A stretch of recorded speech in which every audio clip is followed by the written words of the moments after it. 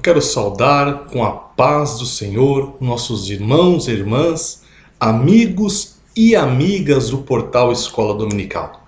Hoje estamos muito felizes com esta oportunidade que o Senhor nos dá de gravarmos mais uma pré-aula, encerrando este quarto trimestre de 2020, que tem como tema os bons e os maus exemplos, aprendendo com homens e mulheres da Bíblia. O pastor desse trimestre foi o pastor Alexandre Coelho. E hoje estaremos meditando na lição de número 13, cujo tema também é Barnabé, quando a graça de Deus faz a diferença. Meus queridos irmãos e irmãs, ao longo deste trimestre, pudemos estudar a diferença entre aqueles que têm ou não a presença de Deus em suas vidas. Pudemos meditar que muitas pessoas tiveram a oportunidade de justamente fazer esta escolha, seguir ou não a vontade de Deus. Vimos, meus queridos, que houveram homens e mulheres que ouviram falar de um Deus tremendo, de um Deus criador, de um Deus poderoso, de um Deus justo, de um Deus soberano, onde alguns fizeram a escolha de adorá-lo e servi-lo com as suas vidas, enquanto outros simplesmente ignoraram seu chamado e propuseram em seu coração o amor aos seus próprios desejos. Foi um trimestre bastante importante, meus queridos, para a nossa vida espiritual e também para os nossos irmãos e irmãs, nossos jovens, que nesse trimestre puderam ver que existem, mesmo num mundo tão terrível que nós vivemos, existe ao longo da história homens e mulheres que deram bons exemplos para serem seguidos. E na lição de hoje, fecharemos esse trimestre falando de Barnabé, um homem que certamente fez a diferença. Trabalhou arduamente na promulgação do Evangelho de Cristo. E ele refletiu, meus queridos e queridas, em suas atitudes, o que a comunhão com Deus fez e transformou a sua vida. Primeiramente, eu queria compartilhar com os irmãos quem foi Barnabé. Barnabé, ele era descendente da tribo de Levi, natural ali da ilha de Chipre. A ilha de Chipre ela ficava aproximadamente 400 quilômetros de Jerusalém e também naquela época estava sob o domínio romano. E dentro ali das grandes qualidades que nós vemos em Barnabé, uma primeira que eu queria compartilhar com os irmãos é que ele era visto como um homem bom. Meus queridos, ele era visto como um homem bom ao ponto de essa característica ter mudado o seu nome. Peço que os irmãos e irmãs abram as suas Bíblias lá no livro de Atos dos Apóstolos, no capítulo 4, vamos ler os versículos 36 e 37. Atos dos Apóstolos, capítulo 4, versículos 36 e também o versículo 37 nos diz assim a palavra do Senhor. Então José, cognominado pelos apóstolos Barnabé, que traduzido é filho da consolação, levita, natural de Chipre, possuindo uma herdade, vendeu-a e trouxe o preço e o depositou ao pé dos apóstolos. Vemos que seu nome original ele era José, porém o seu árduo desejo de ajudar, de consolar, ele era tão forte na sua vida que os apóstolos então propuseram a mudança do seu nome. Algo que iria marcar profundamente o seu ministério. E este homem de Deus, meus queridos, ele externava a transformação que o Evangelho fez em sua vida. Estou aqui a lembrar do escravo da orelha furada, que lá está descrito no capítulo 21 do livro do Êxodo. Quer ver? Vamos ler comigo? Livro do Êxodo, capítulo 21. Vamos ler dos versículos de número 5 e o versículo de número 6. Livro do Êxodo, capítulo 21, versículos 5 e 6. Nos diz assim o texto sagrado. Êxodo 21, versículos 5 e 6. Mas, se aquele servo expressamente disser, eu amo a meu senhor, e a minha mulher e aos meus filhos, não quero sair do fogo. Então seu senhor o levará aos juízes e o fará chegar à porta ou ao postigo. E seu senhor lhe furará a orelha com uma sovela e o servirá para sempre. Após anos de servidão, o escravo tinha o direito a ser liberto. Mas caso ele quisesse continuar livremente com o seu senhor, ele poderia, e sua orelha era furada, como uma marca que ele era um escravo que decidiu livremente continuar a servir ao seu senhor. E essa servidão seria não por obrigação, mas por vontade e por desejo. E assim, meus irmãos, era visto Barnabé. Era visto como um homem que ele tinha se entregado livremente, se entregado totalmente à obra do Senhor. Ao vender a sua herdade e depositar aos pés dos apóstolos, ele demonstrava ali que não estava preso às coisas dessa vida. E também, falando ainda sobre ele ser um homem bom, ele também tinha outras qualidades. E dentre essas qualidades nós podemos ver lá no capítulo 11 de Atos dos Apóstolos. Capítulo 11, versículo de número 24, que nos diz assim, ó, porque era homem de bem e cheio do Espírito Santo e de fé, e muita gente se uniu ao Senhor. Meus amados, para fazer a obra de Deus, é necessário que busquemos o revestimento de poder. Assunto importante que nós vamos estar estudando no próximo trimestre, na classe de adultos, pois ser cheio do Espírito Santo é algo primordial para fazer a obra do Senhor. E vamos ver ao longo desta lição que o Espírito Santo ele operava de maneira grandiosa na vida de Barnabé. O Espírito Santo guiava Barnabé nas suas ações, nas suas palavras, nas suas decisões. Então tudo aquilo que ele operava na obra de Deus, nós vemos que Barnabé era verdadeiramente guiado pelo Espírito Santo. Nunca em toda a história, meus queridos, da humanidade, o poder de Deus através do Espírito Santo, ele se fez tão necessário em nossas vidas hoje. Em um mundo totalmente dominado pelo pecado, onde o homem é atraído, o homem é engodado pelos desejos da sua própria carne. Esses desejos, meus irmãos, que têm, infelizmente, levado até mesmo muitos crentes por este caminho. Mas quando nós temos a presença do Espírito Santo, isso nos dá visão espiritual, nos dá sabedoria do alto e também autoridade para repreendermos as astutas ciladas do maligno. O texto também diz para nós que Barnabé era conhecido como um homem de fé.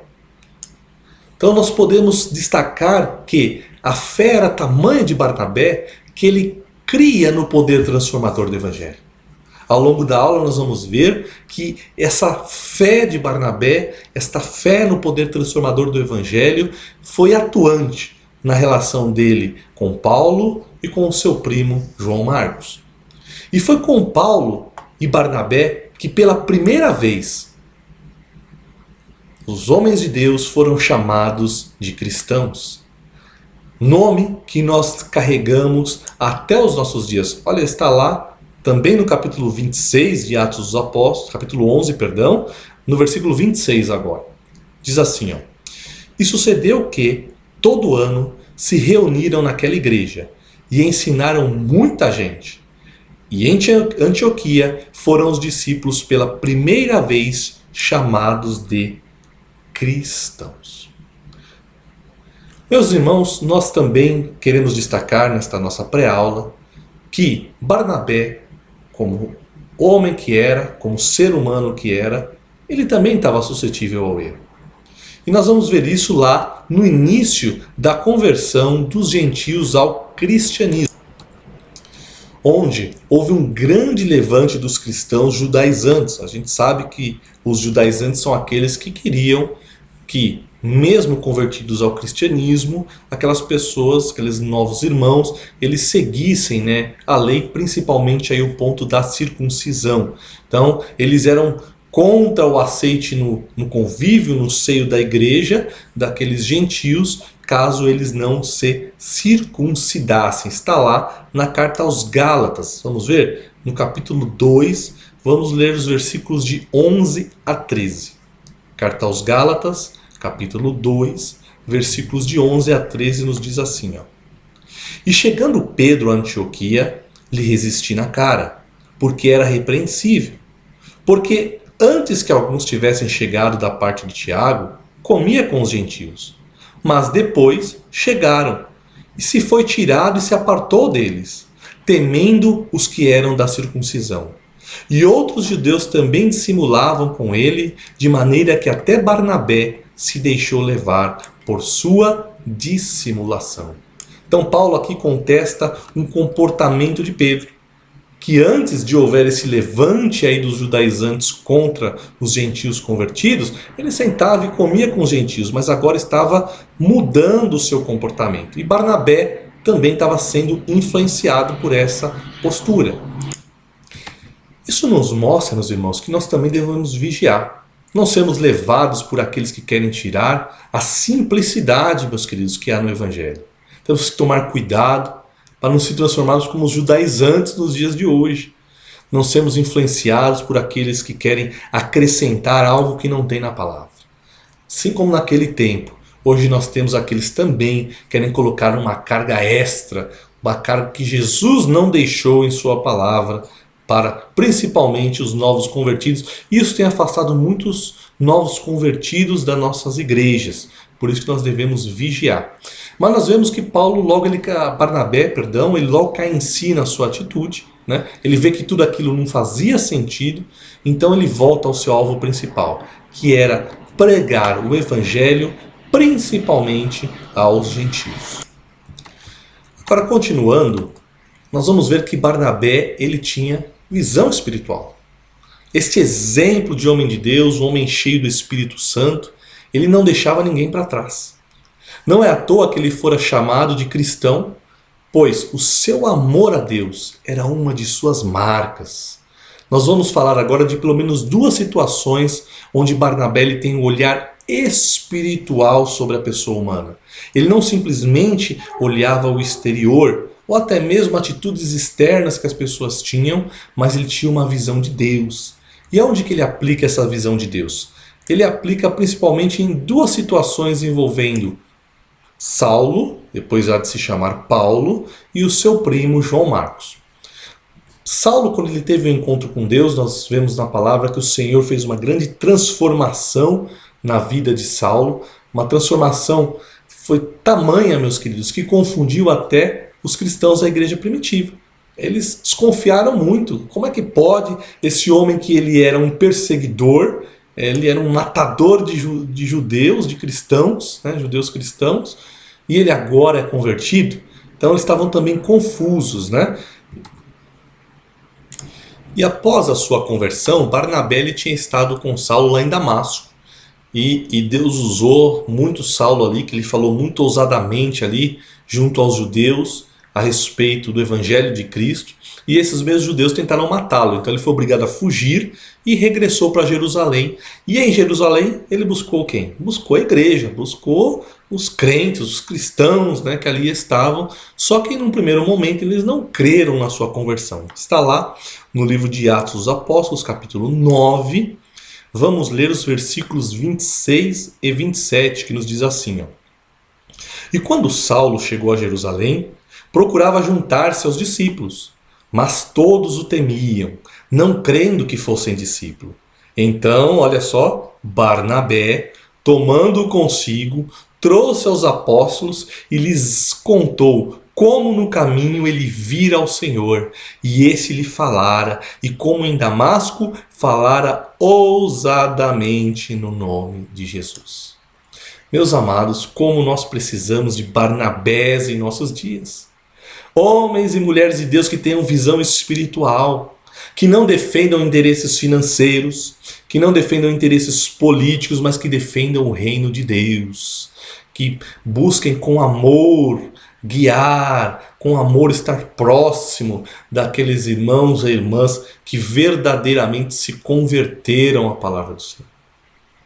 Outra situação que nós vemos foi onde, em sua primeira viagem missionária, Paulo e Barnabé ali foram acompanhados por João Marcos, que era primo de Barnabé.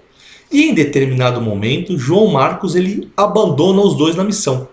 Está lá em Atos dos Apóstolos, capítulo 13, vamos ler o versículo 13.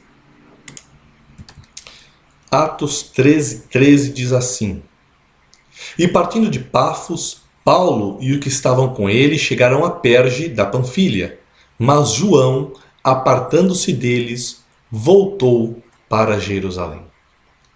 Meus amados, não sabemos os motivos que levaram João Marcos a abandonar Paulo e Barnabé naquela viagem missionária. Se nós aqui ficarmos dando motivos, seria uma mera especulação, porque a palavra de Deus não relata isso. Mas o fato é que esta atitude dele, João Marcos, de deixar aquela viagem missionária, aborreceu profundamente a Paulo. Mas, meus queridos, quem de nós não erra? Quem de nós não passa por momentos de fraqueza, momentos de incerteza, momentos de temores? Por isso, se colocar no lugar do próximo e procurar entender e dar uma nova oportunidade é algo primordial, é algo que mostra o amor de Deus que deve haver em nossos corações. E é justamente nesse momento, meus irmãos, que Paulo tem a oportunidade de exercer essa compreensão, este amor. Está lá em Atos dos Apóstolos, capítulo 15, versículos 36 até o 38. Vejam só o que aconteceu. Atos dos Apóstolos 15, do 36 ao 38 nos diz: Alguns dias depois, disse Paulo a Barnabé: Tornemos a visitar nossos irmãos por todas as cidades em que já anunciamos a palavra do Senhor, para ver como estão. Barnabé aconselhava que tomassem consigo a João, chamado Marcos, mas a Paulo parecia razoável que não tomassem consigo aquele que desde a Panfilha se tinha apartado deles e não os acompanhou naquela obra. Então aí Paulo, ele rejeita a companhia de João Marcos, ainda um pouco triste, um pouco decepcionado com a atitude de João Marcos. Mas nós precisamos, meus amados, aprender com Barnabé, que ele exerceu misericórdia com seu primo. Precisamos, meus queridos, ser misericordiosos. Porque se nós não formos misericordiosos, nós podemos aí desagradar ao nosso Deus. Não podemos imputar ao nosso próximo a justa retribuição pelos seus atos. É fundamental, meus queridos, que Deus ele seja glorificado em nossas vidas. Até porque, se nós não exercemos a misericórdia, não sermos misericordiosos, podemos não receber a misericórdia de Deus. Está lá no Evangelho segundo escreveu Mateus, capítulo 5, o versículo 7. Vejam só o que nos diz: Bem-aventurados misericordiosos, porque eles alcançarão misericórdia. E, meus irmãos, esse fato de Barnabé pedir a Paulo para chamarem novamente João Marcos causou a separação de Paulo e Barnabé. Cada um seguiu um caminho diferente na obra missionária, na pregação do Evangelho, mas Barnabé não abandonou João Marcos. Lá em Atos 15, 39 diz: E tal contenda houve entre eles, que se apartaram um do outro. Barnabé, levando consigo a Marcos, navegou para o Chipre. Então os dois aí se separaram, foram para cada lado, mas Barnabé continuou junto. Barnabé estava de tal forma, meus queridos, direcionado pelo Espírito Santo, que vejam só, João Marcos ele foi tremendamente usado na obra de Deus, sendo imputado a ele, inclusive, como sendo escritor do Evangelho segundo escreveu Marcos. Mudou totalmente também a visão de Paulo sobre ele. Olha só, Barnabé ter acreditado em João Marcos teve um efeito, uma consequência tremenda. E Paulo, ele que antes era reticente em relação a João Marcos, ele teve a sua visão mudada a seu respeito. Paulo tinha João Marcos agora como um homem útil. E olha só, um homem que ele queria perto, nos momentos finais de sua vida. Está lá na segunda carta a Timóteo, no capítulo 4, versículo 11, este episódio da segunda prisão de Paulo em Roma, já prestes aí a sua execução. Olha o que nos diz Paulo: só Lucas está comigo. Toma Marcos e traze-o contigo, porque me é muito útil para o ministério. Meus irmãos, que exemplo maravilhoso para fecharmos esse trimestre. Barnabé fora chamado para a obra missionária pelo Espírito Santo de Deus. E ele foi, meus queridos, humilde a tal ponto que nas primeiras viagens missionárias nós víamos Barnabé e Paulo, mas nas seguintes nós vemos Paulo e Barnabé. Ou seja, Barnabé, que de início ele tinha uma proeminência, uma liderança em relação às viagens missionárias, com o passar do tempo que Deus usava cada vez mais Paulo, né, onde Paulo cada vez mais tinha na sua mão um ministério voltado aos gentios, ele passa a ter proeminência nessas viagens. Mas Barnabé não tem ciúme. Barnabé, ele não fica todo ciumado, não, mas quem é o líder sou eu, não. Ele era humilde, né? Ele respeitou ali e seguiu a determinação do Espírito Santo. Barnabé, ele nos mostra e nos ensina que o seu maior interesse era a obra do Senhor e não o crescimento dele mesmo. Ele queria e almejava o crescimento da obra de Deus e não o crescimento de si próprio. Meus queridos, sigamos o exemplo de Barnabé. E eu tenho certeza que agradaremos ao nosso Senhor Jesus e verdadeiramente nós também seremos chamados de cristãos. Meus queridos, um Feliz Natal para cada um dos irmãos e irmãs. Que Deus continue usando vocês na obra, assim como Deus usou Barnabé. E com certeza, grande será o seu ministério. Em nome de Jesus. Deus abençoe cada um. Amém.